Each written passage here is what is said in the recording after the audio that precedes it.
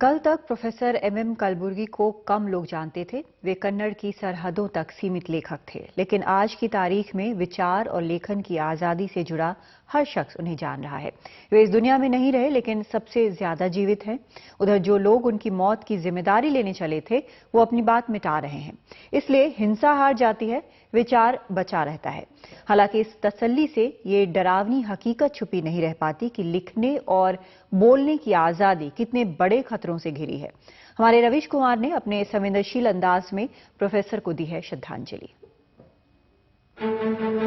इस ताबूत में जो शव रखा है, दरअसल उनका नहीं है जिसे मारा गया है, उनका है जो इसे मार दिए जाने के बाद देख रहे हैं। इस शख्स ने एक अपराध किया था, पूरी जिंदगी विज्ञान की साधना में गुजार दी, कन्नड़ भाषा और साहित्य की यात्रा को दर्ज करते रहे, लिखते रहे, बोलते रहे और सोचते रहे। इसीलिए इस शख्स को गोली मार दी गई, क्योंकि इनका बोलना कुछ लोगों को अच्छा नहीं लगा। इनके बोलने से उस धर्म को खतरा बताया गया जिस धर्म के कर्मकांडों से इनका अंतिम संस्कार किया गया।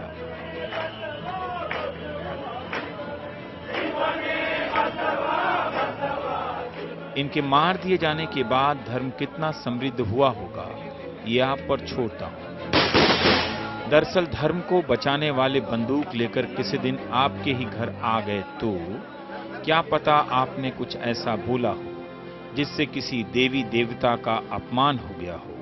क्या पता आपने धर्म के नियमों का पालन ना किया हो, कोई मंत्र ही ना याद हो, किसी धर्म गुरु का आचरण आपको अच्छा ना लगा हो।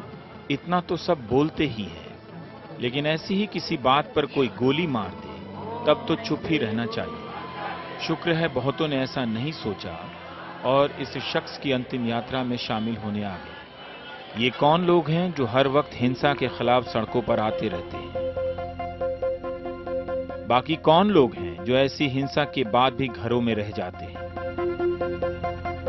दरअसल हम सबको लगता है कि हमारी बारी नहीं आएगी।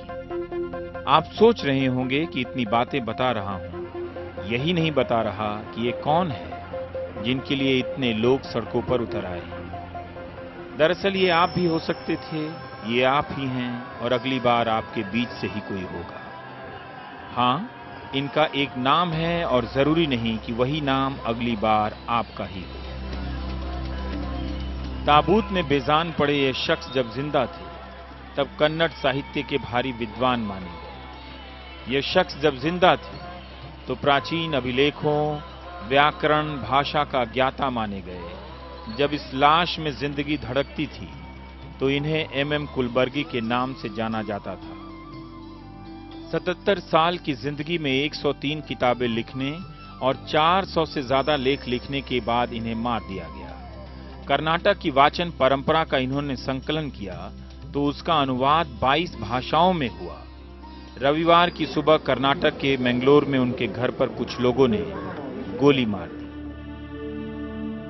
It's a very frightening statement for Karnataka that a person of his eminence. ये कर्नाटक के लिए बहुत ही डरावनी बात है कि उनके जैसे किसी शख्स की हत्या हो जाए।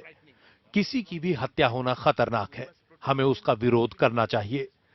ये लोकतंत्र है और यहाँ सबको अपने विचार रखने की आजादी है। I'm not afraid of the death. Just for the death, I am not going to stop my fight. कल्याण नगर में रहने वाले प्रोफेसर एमएम कुलबर्गी से पहले गुलबर्गा में लेखक पत्रकार लिंगाना सत्यामपेटे की हत्या कर उनके शव को गटर में फेंक दिया गया। हम्पी कन्नडा विश्वविद्यालय के वाइस चांसलर रहे कुलबर्गी की हत्या से सब हैरान नहीं हैं। सब लाचार हैं कि ये कौन सी शक्तियां हैं जो हमेशा ताकत पा जाती हैं। तरह तरह के भय पैदा कर ऐसी शक्ति पैदा करो और बाद में ऐसी शक्ति के नाम पर दूसरों में भय पैदा करो। प्रोफेसर कुलबर्गी को किसने गोली मारी कोई नहीं जानता, लेकिन हम किसी की हत्या से खुश होने वाले समाज में कब बदल गए किसी को पता नहीं चला। शायद स्मार्टफोन पर टेंपल रन खेलते खेलते बदल गए।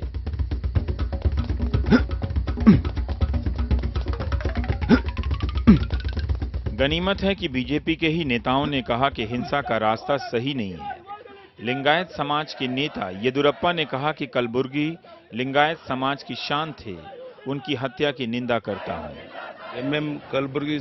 ये राज्य का ही नहीं पूरे देश का नुकसान है। हमें दोषियों का पता लगाकर उन्हें फांसी देनी चाहिए, तभी लोग संतुष्ट होंगे। हत्या होने पर हत्या की निंदा ठीक है, अब यह सब परिपाटी में बदलती जा रही है। पुणे में नरेंद्र दाभोलकर की हत्या हो गई, गोविंद पंसारे मार दिए गए, हम चुप होते रहे, आज तक इनके हत्यारे पकड़े नहीं गए। यह भी कितना दुखद है कि निंदा करने की नीयत पर सवाल करने की नौबत आ जाए। एमएम कुलबर्गी मार दिए गए। 100 से अधिक किताबें लिखने वाला वाकई कोई गुनाह तो करता ही होगा, जिसे मार दिए जाने पर हमारा समाज चैनल बदलकर कोई रंगीन कहानियां देखने लगता होगा। हम हमेशा उपदेश देते रहे हैं कि सत्य बोलो, सच्चाई का आचरण करो। उसी के खिलाफ अगर बोलने की मजबूरी आती है आदमी को, तो कितना दर्द हुआ होगा। कर्नाटक में कांग्रेस की सरकार है। महाराष्ट्र में जब नरेंद्र दाभोलकर की हत्या हुई, तब कांग्रेस एनसीपी की सरकार थी। कांग्रेस के नेताओं ने टालू बयान तो दे दिए हैं, मगर सांप्रदायिकता और नैतिकता पर पहरे की राजनीति के खिलाफ सड़कों पर कोई संघर्ष नहीं है। कांग्रेस शायद नाप रही होगी कि कितना बोलें तो कौन नाराज होगा, कितना बोलें तो कौन नाराज नहीं होगा। कार्रवाई के नाम पर जांच का ऐलान तो दारोगा भी कर सकता है। हमने सीआईडी जांच का फैसला किया है, किसी को भी बख्शा नहीं जाएगा। सांप्रदायिकता एक जहर है। 15 अगस्त को लाल किले से प्रधानमंत्री नरेंद्र मोदी ने जब कहा, तब तो समाज को गंभीरता से लेना ही चाहिए। रविवार को कलबुर्गी की हत्या के बाद से लेकर सोमवार के दिन के 11 बजे तक उनके हमने सारे ट्वीट छान मारे। इस हत्या की निंदा की कोई ट्वीट नजर नहीं आई। ठीक बात है, जांच होने तक कोई कैसे कह दे कि किस संगठन का हाथ है। बिल्कुल ही नहीं कहना चाहिए।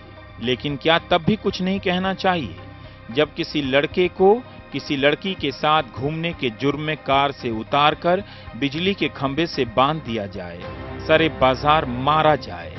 ये जो लड़का पिट रहा है वो मजहब से मुसलमान है। गुनाह सिर्फ इतना है कि एक ही जगह काम करने वाली हिंदू महिला के साथ कार में जा रहा था। रास्ते में भीड़ ने कार रोकी और उतारकर मारना शुरू कर दिया। पुलिस के आने तक इस पिटाई का वीडियो लोकल चैनल पर चलाया जा चुका था। बजरंग दल के 13 लोगों को गिरफ्तार भी किया गया। लेकिन क्या ऐसी घटनाओं को हम हमेशा सामान्य तरीके से ही लेते रहेंगे? क्या आप वाकई स्वीकार करने के लिए तैयार हो गए हैं कि कोई आपके लिखने, बोलने से लेकर किसी के साथ घूमने तक पर नजर रखे, तय करे?